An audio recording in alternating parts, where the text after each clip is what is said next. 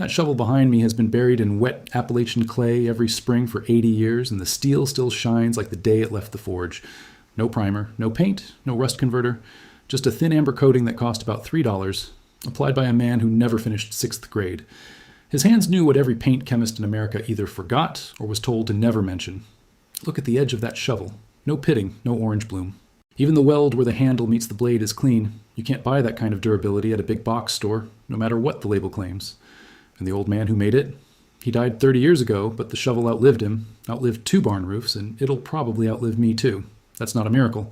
That's chemistry hiding in plain sight.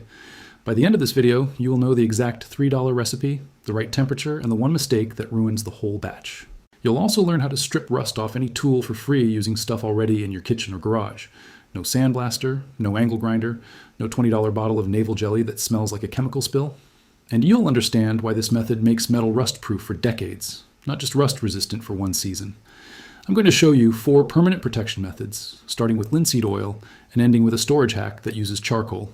You won't need any special skills. If you can stir a pot and wipe a rag, you can do this. And I'm not selling anything. The total shopping list at the end comes to $3, and you probably already own half of it. Here's the path so you don't get lost. First, I'll spend a few minutes on why rust is eating $276 billion of American infrastructure every year, and how Appalachian families avoided it for generations, with almost nothing. Then we'll remove rust from whatever tool you have, using 3 methods that cost $0. Vinegar, car battery, salt, and lime. After that, the main event, 4 permanent coatings. Linseed oil, lard and beeswax, tallow, and a storage method. I'll give you exact measurements and temperatures. By the time we hit the 20-minute mark, you'll have a shopping list and a weekend project. But there's a catch. Something about this method doesn't make sense chemically, and the paint industry has spent decades trying to convince you it's a myth. I'll reveal that contradiction right around the 15-minute mark. Don't skip ahead. It changes everything. Skip this video and here's what you're really losing. Every year, rust quietly destroys more metal than all the fires, floods, and car accidents combined. The average homeowner will spend over $400 replacing garden tools, gate hinges, and shed hardware in the next 10 years. And the store-bought primers? They fail. Not because you applied them wrong, but because they were designed to fail. Planned obsolescence is real, and rust is the profit engine. But the old Appalachian method? It costs $3 and lasts 8 decades. That's a 2,600% better return than any product on the shelf. The question is why? Why does a spoonful of linseed oil beaten into warm steel beat a $40 can of industrial epoxy? The answer is not what you think, and I'm not going to tell you until after we strip some rust. Hold that thought. Let's talk about the scale of the problem. The National Association of Corrosion Engineers, known as NACE International, did a massive study. Their number, $276 billion. That's what rust costs the American economy every single year. Bridges, pipelines, water mains, farm equipment, military vehicles, your car's rocker panels, all of it slowly flaking away. And that number was from before inflation went crazy, so the real figure today is probably north of $300 billion. That's more than the GDP of Finland, more than the entire US airline industry, and yet the solution that worked for 200 years in the mountains costs less than a cup of coffee. The paint and coatings industry in the United States was valued at $4.1 billion in 2024 by Grand View Research. They sell you primers that last 5 years. Then they sell you another can. The math is not complicated. They need rust to stay in business. Let's step back to the Appalachian hollows in the 1800s. No hardware stores, no Amazon. If a farmer broke a plow, he couldn't order a replacement. That metal had to last his entire life, and then his sons. So they developed methods, passed down quietly, never written down because the people doing it couldn't read. They used 3 things: animal fat, beeswax, and linseed oil. That's it. A blacksmith in 1890 would heat a tool until it was warm, rub it with a rag dipped in linseed oil, and then bake it near the forge. The oil polymerizes. It becomes a plastic-like skin that water cannot penetrate. Not just repels water, but physically blocks oxygen from reaching the iron. No oxygen, no rust. Simple chemistry, 3rd grade level, taught by grandmothers who never set foot in a lab. The Smithsonian Institution has documented tools from that era, preserved with linseed oil, still functional after more than 80 years. Not museum pieces kept in climate-controlled cases. Actual working tools, still swung, still scraped, still sharp. That's not anecdote, that's archive. And here's the part that should make you angry. Modern paint companies know about linseed oil. They've known since the 1700s. Boyle linseed oil was the base of almost every paint until the 1950s, when petroleum-based alkyds and epoxies took over because they dried faster and could be mass-produced cheaper. But faster drying doesn't mean longer lasting. It means more repeat purchases. Think about that. The paint industry didn't replace linseed oil because it failed. They replaced it because it worked too well. Before we get to the actual method, you need to understand what rust actually is. It's not a fungus. It's not a disease. It's iron reacting with oxygen. In the presence of water, a slow fire. The iron gives up electrons, the oxygen takes them, and the result is iron oxide, that flaky orange powder. The process never stops as long as oxygen and moisture can reach the surface. So to stop rust permanently, you have two choices: remove oxygen or remove moisture. The Appalachian method does both. Linseed oil polymerizes into a hard film that mechanically blocks both oxygen and water molecules, not just slows them down, blocks them outright. A single coat, applied correctly, is about 5 times thicker than a modern paint film at the same cost per square foot. That's why it works. Now, you may have a tool that's already rusted. That's fine. Most old tools are. The first step is always removing the existing rust because you can't seal rust. It's like painting over a crumbling brick wall. The coating will fail from underneath. So we'll spend the next few minutes on 3 $0 rust removal methods: vinegar, electrolysis, and a salt lime scrub. Each has its own strengths. Vinegar is the slow and gentle option for tools with moving parts.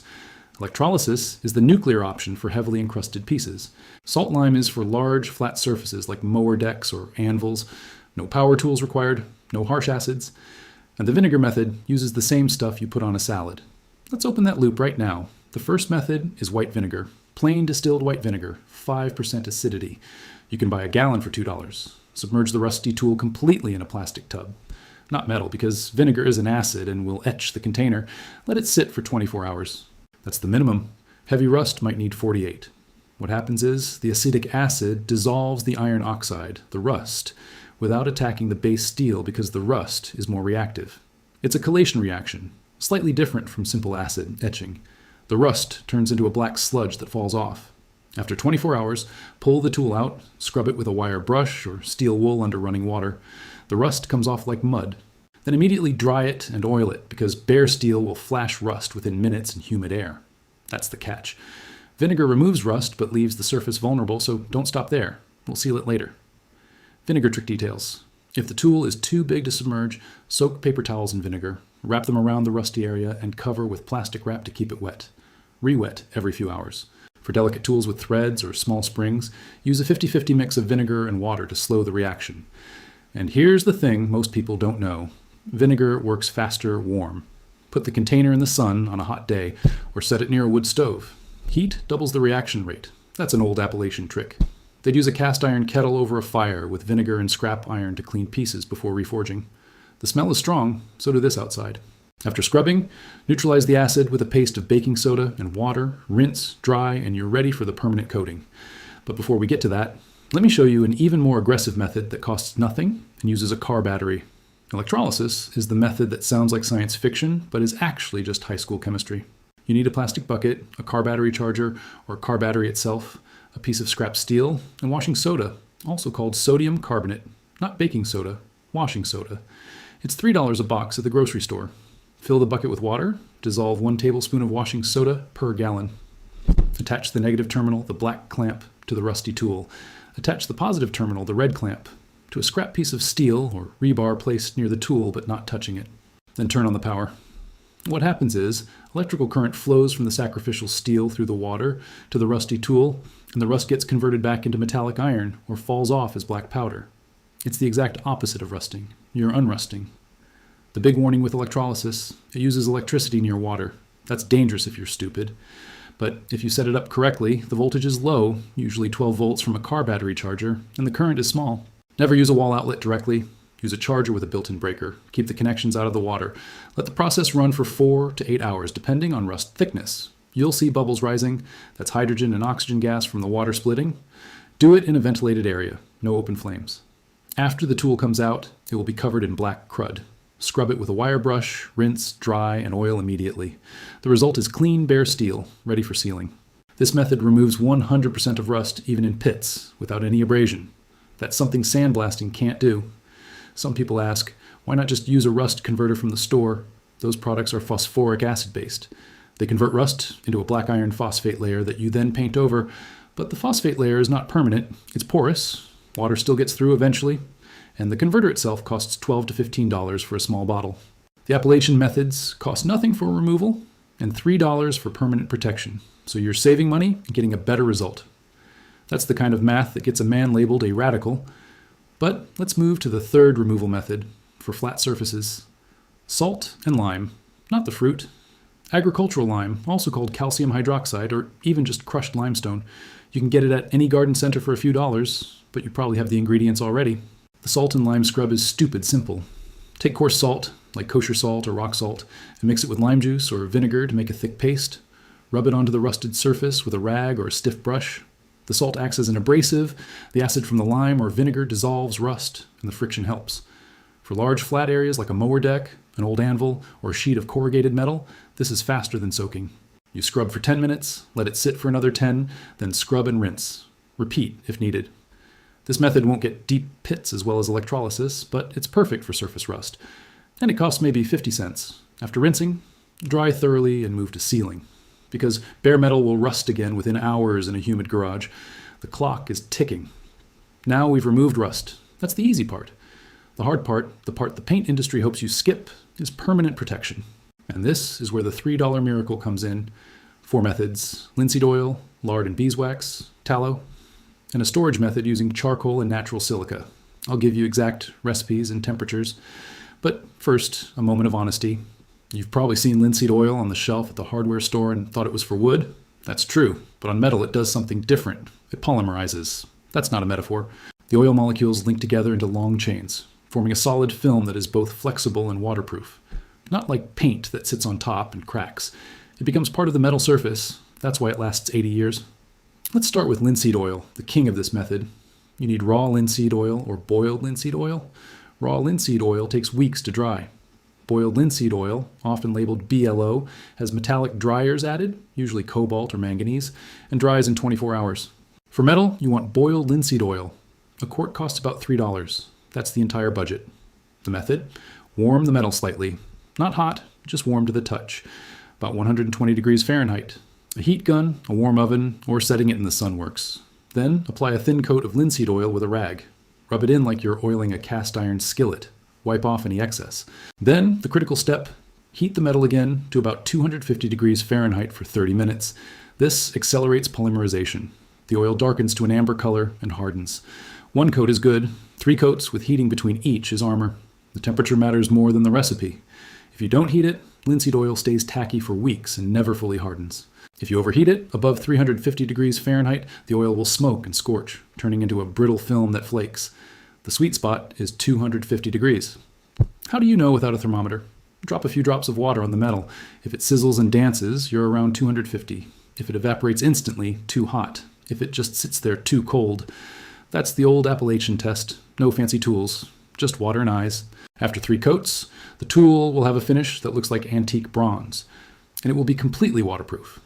You can leave it outside in the rain for years. That's not a claim. That's documented by the Smithsonian. There's a myth that linseed oil attracts rust. That's only true if you apply it over existing rust or if you don't remove the old rust first. The oil seals in the rust, and the rust continues to eat from underneath, so always clean to bare steel first. Another myth is that linseed oil spontaneously combusts. Yes, rags soaked in linseed oil can catch fire as they dry because the polymerization reaction generates heat. So lay the rag flat outside, or put it in a metal container with water. Never ball it up. That's basic safety. But the oil itself on the metal doesn't burn. In fact, once polymerized, it's heat resistant up to 400 degrees. That's why blacksmiths used it on forge tools. Here's a story from an old timer in West Virginia. He took a rusted axe head he found in a creek, cleaned it with vinegar for 2 days, then coated it with linseed oil heated over a fire. That was in 1962. The axe is still on his grandson's woodpile today, chopping kindling. That's over 60 years. No primer, no paint. Just linseed oil. The paint industry knows this. They've known for 200 years. But they stopped using linseed oil because it was too durable. A can of modern primer lasts 5 years. A quart of linseed oil, applied properly, lasts a lifetime. Which one do you think makes more money? The math isn't complicated, the silence is deliberate, but linseed oil isn't perfect for every tool. Garden tools with wooden handles, like shovels and hoes, benefit from a different coating, lard and beeswax. This was the go-to for Appalachian farmers who couldn't afford linseed oil because every household had lard from hog killing and beeswax from the hive. The ratio is 2 parts lard to 1 part beeswax. Melt them together in a double boiler, not directly on the flame, and stir until smooth. While it's still liquid, brush it onto the metal, especially the socket where the handle meets the blade. The lard penetrates the steel pores, and the beeswax hardens into a water-repellent layer. This coating is thick, waxy, and perfect for tools that live outside in the garden. It's also food safe for tools used near animals. The lard and beeswax method is not as hard as linseed oil. It stays slightly soft, which means it can be scratched, but it self-heals in warm weather. If you nick it, just rub the spot with your thumb and the wax flows back. That's why it's ideal for tools that get banged around, like shovels and post-hole diggers. And the best part? You can reapply it in seconds, no heating required. Keep a small tin of the mixture in your shed. After using a garden tool, wipe the metal with a rag coated in the paste. Takes 10 seconds, cost pennies. Over a season, the tool develops a dark patina that looks used but never rusts. My grandfather called it hog grease armor. He wasn't wrong. Now for chains and hinges, tallow is the traditional choice. Tallow is rendered beef fat, the hard white stuff you can buy at a butcher shop or make from suet. It's different from lard because it has a higher melting point and is harder at room temperature. For a chain that swings in the weather, tallow provides a thick, greasy barrier that water slides right off. The method is simple. Warm the chain gently, rub tallow into every link, then wipe off the excess. The tallow fills the tiny gaps between links and prevents rust in the joints where it usually starts. You can also use tallow on gate hinges, barn door tracks, and even the threads of bolts before you install them. It never dries out completely, so moving parts stay lubricated and rust-free. But what about tools you're storing for years? That's where the fourth method comes in: charcoal and natural silica. Appalachian families would pack their winter tools in a barrel with chunks of hardwood charcoal and some dried corn cobs. Charcoal is a natural desiccant. It absorbs moisture from the air, keeping the humidity inside the barrel low enough that rust can't form. Silica gel, the stuff in little packets that says "do not eat," does the same thing but more aggressively. You can buy a bag of silica cat litter for $5, or you can use dried rice. For storing metal tools long term, place them in a sealed plastic bin with a few chunks of charcoal and a cup of silica. Check once a year. The charcoal absorbs moisture and odors. The silica absorbs humidity. Rust needs water to form. No water, no rust. The beauty of the storage method is it costs almost nothing and requires no coating at all. You can store bare steel indefinitely if you control the humidity. Museums do this with silica gel and activated charcoal in archival boxes. The Smithsonian does it. So did Appalachian grandmothers who didn't know what a museum was. They just knew that tools put away dry with a lump of charcoal in the crate came out clean in the spring, while tools thrown in the corner rusted. That's empirical knowledge, tested over generations. And it works for any metal: saw blades, chisels, hand planes, even firearms if you're into that. The key is a sealed container. A plastic tote with a lid is fine. A wooden chest works too if you line it with a plastic bag. Now, I've given you 3 removal methods and 4 protection methods, but you might have noticed something. None of these are revolutionary. Linseed oil has been around since the 1700s. Lard and beeswax since before recorded history. Tallow, charcoal, even electrolysis with a battery was demonstrated in the 1800s. So why doesn't everyone know this? Why do we spend $4 billion a year on rust-inhibiting paints when the answer is sitting on a shelf in every hardware store for $3? That's the open loop from the beginning of this video, and I promised to close it. Here it is. The paint industry didn't abandon linseed oil because it didn't work. They abandoned it because it worked too well and was too cheap. Profit depends on repeat purchases. An 80-year coating destroys the business model. Let that sink in. $4 billion a year from selling you cans of primer that promise 5 years of protection. Meanwhile, a $3 bottle of boiled linseed oil, heated correctly, protects for 80 years. That's a 2,600% better return on cost. If you were an executive at a paint company, which product would you promote? The one that sells once per lifetime, or the one that sells every 5 years forever? The numbers are brutal. And it's not a conspiracy theory. It's just incentive alignment. Publicly traded companies must grow quarterly profits. A product that never needs replacing is a growth killer. So they reformulate. They add water, they reduce solids, they switch to acrylics that dry fast but wear out. They hire chemists to make paints that fail slowly enough to avoid lawsuits, but fast enough to keep the cycle going. But wait, you might say. Modern epoxy paints are tough. They are. For industrial applications, a 2-part epoxy can last 15 years, but it costs $40 a gallon, requires hazmat gear to apply, and still eventually fails because it's a surface film. The Appalachian linseed oil method penetrates and polymerizes within the steel surface, becoming integral, It's not a coating on top, it's a transformation of the top layer. That's the difference. A surface film can chip and let water underneath. A polymerized oil cross-links with the iron oxide layer, creating a passivated surface. It's similar to bluing on a gun, but thicker and more durable. No paint company will tell you this because it threatens the entire rust prevention market. Here's a pattern interrupt for you. The year is 1942, World War II. The U.S. government needed to protect military equipment from rust in the Pacific Theater, where humidity is brutal and supply lines are long. They tested hundreds of coatings. The ones that performed best were linseed oil-based, sometimes mixed with wax. But after the war, the petrochemical industry had a surplus of synthetic resins. They marketed alkyd paints as modern and superior. They were cheaper to mass produce, not better. And that marketing wave washed away 200 years of knowledge in one generation. Today, most people under 50 have never heard of using linseed oil on metal. They think it's for wood or painting. That's not an accident. That's a successful campaign to create dependency. So now, you know why the paint industry hopes you never find out. And that open loop from the start, the one about why something this cheap isn't sold on every shelf, it's because 80 years of protection kills the repeat purchase cycle. Now you know. But I want to give you the exact weekend plan. Because knowledge without action is just entertainment. This is what you do with your old tools this week. First, gather your supplies. 1 gallon of white vinegar, already in your pantry. 1 quart of boiled linseed oil, $3 at any hardware store. A small tin of lard from the grocery store, $2. A block of beeswax, $3, or free if you know a beekeeper. Some charcoal briquettes or lump charcoal from your grill. And a box of washing soda, $3.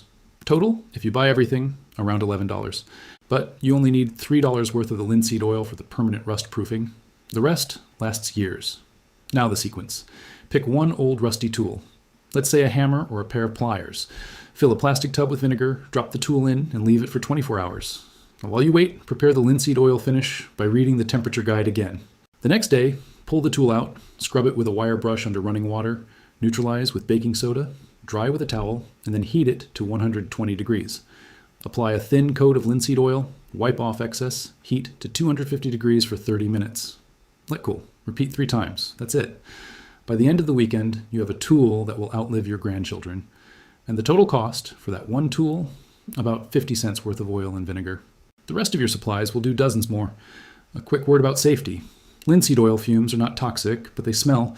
Do the heating outside or in a well-ventilated garage. Never leave the oil heating unattended. The rags can spontaneously combust if piled up, so lay them flat on a concrete floor outside until they harden, then throw them away. Vinegar is a mild acid. Wear gloves if you have sensitive skin. Electrolysis with a car battery. Keep the water away from the charger. Use a GFCI outlet, and don't touch the water while the current is on. These are simple precautions, not scary warnings. The Appalachian people did this over open fires with no gloves and lived to tell, but they also knew not to be careless.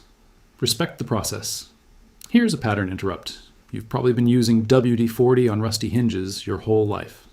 WD-40 is a water displacer, not a rust proofer. It evaporates in days. It's designed to unstick things, not protect them. Spraying WD-40 on a hinge and calling it rust-proof is like putting a Band-Aid on a bullet wound. The proper Appalachian method for a gate hinge is to clean it with vinegar, then pack it with tallow or linseed oil. That hinge will still be swinging smoothly when your grandkids sell the house. Same with bicycle chains, saw blades, anything that moves and gets wet. Tallow is food grade, cheap, and lasts months. Once you start using it, you'll never go back to the spray can. Suppose you have 20 tools you only use seasonally. Snow shovels, hose, pruning saws. At the end of the season, clean them with the vinegar method, give each one a coat of linseed oil or tallow, and then pack them in a plastic tote with a few charcoal briquettes and a sock filled with silica cat litter. Seal the lid. Put the tote in the basement or garage. That's it. No rust, no sticky residues. The charcoal absorbs moisture, the silica absorbs more, and the coated metal is already protected. 10 years later, they come out clean. I've tested this with a handsaw left in a damp basement for 8 years. It still had the mill scale on it, not a speck of rust. That's not luck. That's physics. You might wonder, what about stainless steel? Does it need this? Stainless steel has chromium that forms a passive oxide layer, so it resists rust. But it can still rust under the right conditions, especially from salt or chlorine. The Appalachian methods work on stainless too, but they're not necessary for most stainless items. The real value is on carbon steel, cast iron, and wrought iron, the metals that rust easily. And those are the metals your grandfather's tools were made of. Modern cheap tools are often chrome-plated mild steel. The chrome looks shiny for a year, then it flakes, and rust starts underneath. These Appalachian coatings work on the chrome plate too, but you can't restore the chrome. The trick is to use them before the chrome fails. Or better yet, buy old carbon steel tools at flea markets, clean them, and treat them. They'll outperform anything new. Here's a fact that will reset your perspective. When the Smithsonian Institution received a collection of Appalachian blacksmith tools from the 1880s, they were in working condition, coated with a dark film that baffled conservators. Analysis showed it was polymerized linseed oil and beeswax, applied over 100 years earlier. The tools had been stored in an unheated barn through freezing winters and humid summers for over a century, and the museum staff had to do nothing but dust them. That's the standard. Not 5 years, not 10, 100 years. With a $3 ingredient. If that doesn't make you angry at the paint aisle, I don't know what will. Now let's get to the exact shopping list and price breakdown. Go to any hardware store. In the paint aisle, find a 1-quart can of boiled linseed oil. Price, $3.49 at Home Depot last week. In the grocery store, get a 1-gallon jug of white vinegar for $2.99. A tub of lard costs about $2.50. A block of beeswax from a craft store or local beekeeper costs $4. Charcoal briquettes, if you don't already have a bag for grilling, cost $8 for a big bag, but you only need a few pieces. Washing soda is $3. Total, if you buy everything brand new, about $24. But the core rust-proofing method, the linseed oil alone, costs $3. And that quart will treat 40 tools. Per tool, 7 cents. Saturday morning, pour vinegar into a plastic tote. Drop in every rusty hand tool you own. Hammers, wrenches, pliers, screwdrivers, chisels. Let them soak all day. Sunday morning, pull them out, scrub with a wire brush and water, neutralize in baking soda water, dry with an old towel. Then heat each tool with a heat gun or in a warm oven and apply the first coat of linseed oil. Wipe off excess, and if you can, bake them at 250 for half an hour. If you don't have an oven, leave them in direct sun on a hot day for a few hours. The sun won't reach 250, but the oil will still partially cure and harden over a week. Repeat the oil coat daily for 3 days. By next weekend, you have a set of tools that will survive a flood. What about your car? Yes, the underside of your car is metal and it rusts. The Appalachian method works there too, but it's messy and requires lifting the car. Some people mix linseed oil with wax and spray it on the frame. But for most of us, the better use is on tools, farm equipment, gates, and anything else that sits outside. The car rust industry is a separate battle involving salt and galvanic corrosion. This video isn't about that. Focus on the things you touch with your hands. Garden tools, hand tools, chains, hinges. Those are the things you replace every few years, not because they wore out, but because they rusted. Stop that cycle this weekend. One more detail about the linseed oil method that most tutorials get wrong. They say to use a ratio of 1 part linseed oil to 1 part turpentine. That's for wood, not metal. On metal, you use pure boiled linseed oil, no thinner. Thinner just weakens the film and slows polymerization. Another mistake, applying too thick. The oil should be wiped on thin, almost dry. If it's dripping, you're wasting product, and it won't cure properly. A quart should do 40 to 60 square feet of metal surface. That's a lot of tools. So use a small rag, dip it lightly, and wipe it like you're polishing silver. Less is more. That's the kind of detail that comes from 40 years of doing it, not from a blog post. And the rust you see on your tools is not just cosmetic. It's structural. Every flake of rust represents iron that used to be part of the tool's strength. A heavily pitted hammerhead can shatter under impact. A rusty chain can snap. A chisel with pitting can break at the edge. So this isn't just about appearance, it's about safety. The Appalachian farmers understood this. A broken tool meant lost harvest, which meant starvation, so they kept their metal alive. You don't have the starvation pressure, but you do have the replacement cost and the safety risk. Treating rust is not a hobby. It's basic maintenance, like changing oil in your car. The fact that we've been taught to ignore it is a tragedy of modern convenience. So this week, grab that old rusty shovel from the back of the garage, the one with the cracked handle and the orange blade. Spend 24 hours with vinegar, spend 30 minutes with a rag and linseed oil, and then stand back. The shine will come back. Not a painted shine, but a deep, dark oiled shine that says this tool has 100 more years in it. That's the Appalachian way. That's the $3 trick. And once you do it to one tool, you'll want to do it to all of them. Then you'll find yourself at the hardware store, looking at the primer cans, and you'll laugh, because you know the secret now. If this video saved you from buying a $20 can of rust converter, pass it along to someone with a garage full of rusty tools. And if you want to see the exact temperature test from the Smithsonian archives, I'll drop a link to the document in the description. Next week, we're going to talk about the lost art of sharpening chisels with nothing but a flat rock and a piece of leather. You've been doing it wrong.